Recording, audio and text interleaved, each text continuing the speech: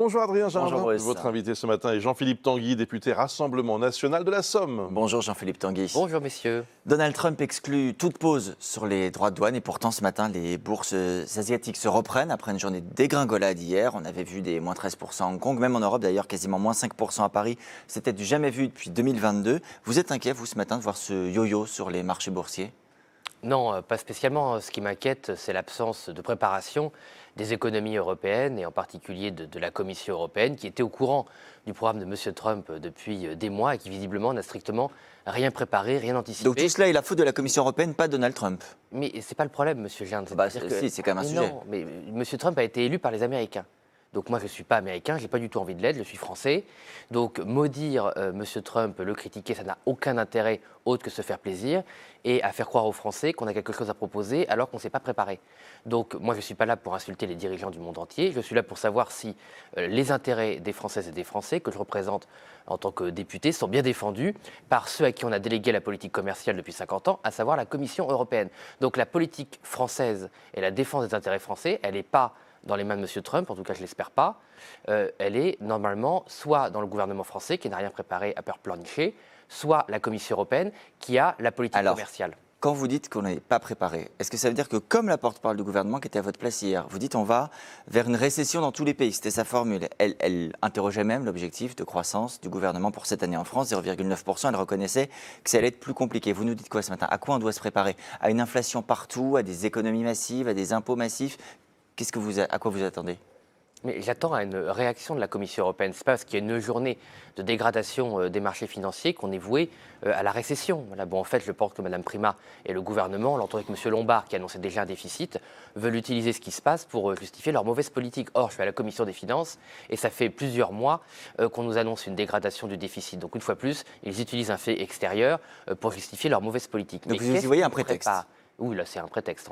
Voilà, ça pourrait se dégrader, évidemment. Si ça continue, non, mais il y a deux choses différentes. Si ça continue, s'il n'y a pas de réaction, s'il n'y a pas de relance au sein du continent européen, et en particulier en France, ça pourrait se dégrader. Mais ce n'est pas parce que vous avez une journée ou même une semaine de mauvaises décisions aux États-Unis que vous avez une dégradation française. Donc, qu'est-ce qu'il faudrait faire? Est-ce que la réponse, pour vous, elle est stricto sensu française? Est-ce qu'elle est européenne? Est-ce que c'est plutôt le bras de fer ou plutôt la négociation? Qu'est-ce que vous feriez, vous, si vous étiez aux responsabilités?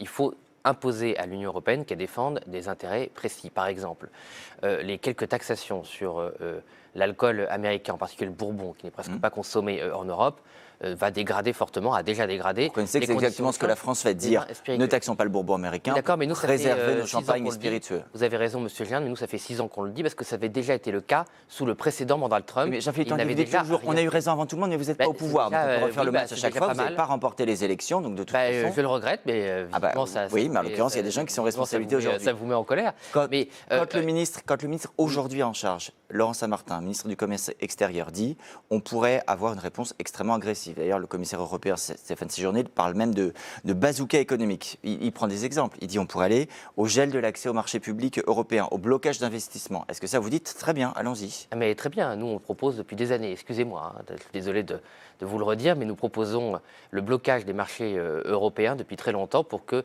y ait des débouchés naturels pour les entreprises françaises et européennes. Mais M. Sarmatin ment.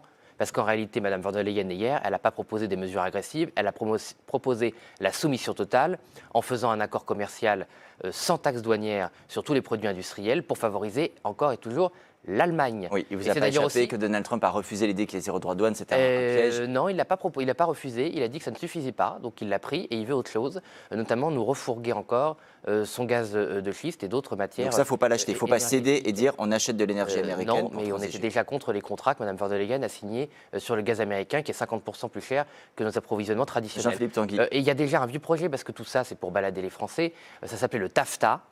Depuis plus de 10 ans, cet accord économique transatlantique qu'on avait réussi à enterrer, eh bien, ils nous le ressortent à cette occasion. Donc en fait, on ressort les vieux projets de l'Union européenne qui ne sont pas du tout la défense des intérêts des Français, bien au contraire, notamment sur l'agriculture. Dans ce contexte-là, Jean-Philippe Tanguy, dans ce contexte de désordre international, vous imaginez toujours censurer?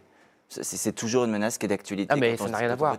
Ça n'a rien à voir. Non, il y a déjà beaucoup de désordres internationaux, ça rajouterait des désordres nationaux. Ça n'a rien à voir, puisque la politique de M. Bayrou, si elle continue, est très mauvaise et nous affaiblit plus qu'autre chose. Donc ça ne change rien pour vous? Nous avons des chevaux de Troie au sein de l'Union européenne qui sont sous influence américaine, en particulier un certain nombre de paradis fiscaux comme l'Irlande, contre lequel l'Union européenne ne fait rien. C'est la porte d'entrée de tous les GAFAM américains et c'est aussi la porte de sortie d'un certain nombre de multinationales qui font des mauvaises affaires, notamment la pharmacie, avec les États-Unis. Vous dites, Jean-Philippe Tanguy, l'Irlande a certaines années 80 milliards d'excédents budgétaires. C'est plus que l'Allemagne, c'est 2 fois plus que l'Italie et c'est 8 fois On ne va plus pas, que la a priori, France. administrer l'Irlande à la place des Irlandais. On peut demander quelque chose. Mais c'est intéressant ce que vous dites, parce qu'en fait, il faudrait qu'on critique M. Trump pour rien, parce que ça ne sert à rien de le critiquer, ça ne fait pas avancer le public. Mais par contre, il ne faudrait pas qu'on règle nos propres problèmes au sein du marché européen. Je faisais juste une remarque sur la cohérence de votre argumentaire pense, entre les États-Unis et l'Irlande. C'est-à-dire que l'Irlande fait partie du marché commun, sauf erreur, les États-Unis pas encore, sauf si Mme von der Leyen et le gouvernement français signent un traité avec les États-Unis, encore un. Une question à titre personnel, pour justifier une éventuelle censure, vous avez beaucoup parlé d'énergie ces dernières semaines. Il se trouve que le Premier ministre a dit qu'il y aura un débat à l'Assemblée courant avril, il y aura un vote au mois de juin sur une proposition de loi venue du Sénat. Donc vous avez été entendu, donc plus de raison de faire la censure. On a commencé à être entendu, c'est vrai qu'on est les seuls à parler de ce problème, de cette facture de 300 milliards d'euros qui nous prépare, dont 23 centimes de taxes sur le carburant en plus, avant 2027, si on laisse passer cette mauvaise politique énergétique. Blablater c'est bien, nous on veut un vote. Parce qu'il n'y a pas de majorité aujourd'hui à l'Assemblée. Donc un vote en juin sur une proposition de loi. Oui, voilà. Donc vous avez été entendu. Absolument. Merci à Marine Le Pen de s'être mobilisée sur ce sujet. Pas de raison de censure sur ce point. On n'a pas entendu la gauche. Marine Le Pen, donc, qui tenait un meeting, avec le Rassemblement national, meeting de soutien suite à sa condamnation pour détournement de fonds publics dimanche. Au même moment, Gabriel Attal de Renaissance lui lançait « Tu voles, tu paies ». Qu'est-ce que vous lui répondez ? C'est très bas de gamme pour un ancien Premier ministre. Donc nous, on lui a répondu, et il a eu raison, Monsieur Chenu, tu ruines, tu dégages. Voilà, puisqu'il est sur ce ton-là, on lui répond avec amabilité. Donc Monsieur Attal, comme d'autres, a ruiné la France et donne des leçons. Voilà, donc lui, il a volé 60 milliards au moins aux Français. Donc on n'est pas tout à fait encore dans la ligne de conduite pacifique de Martin Luther King dont Marine Le Pen se revendiquait ce week-end.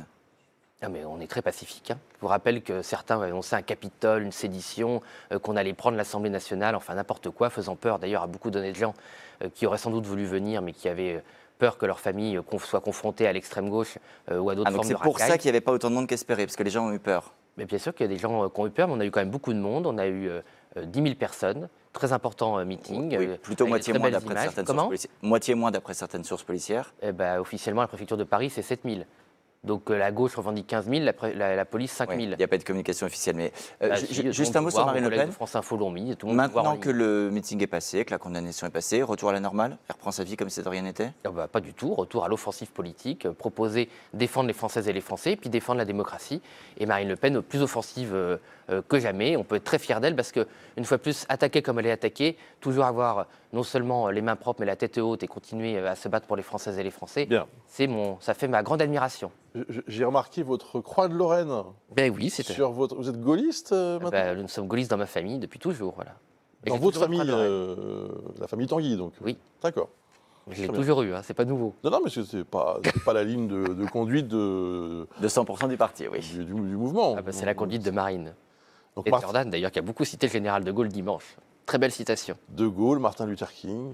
Oui, c'est pas la même famille, mais on s'adapte. C'est la dignité de l'homme. On s'adapte à vos nouvelles références. Merci beaucoup, Jean-Philippe Tanguy. Merci, Adrien.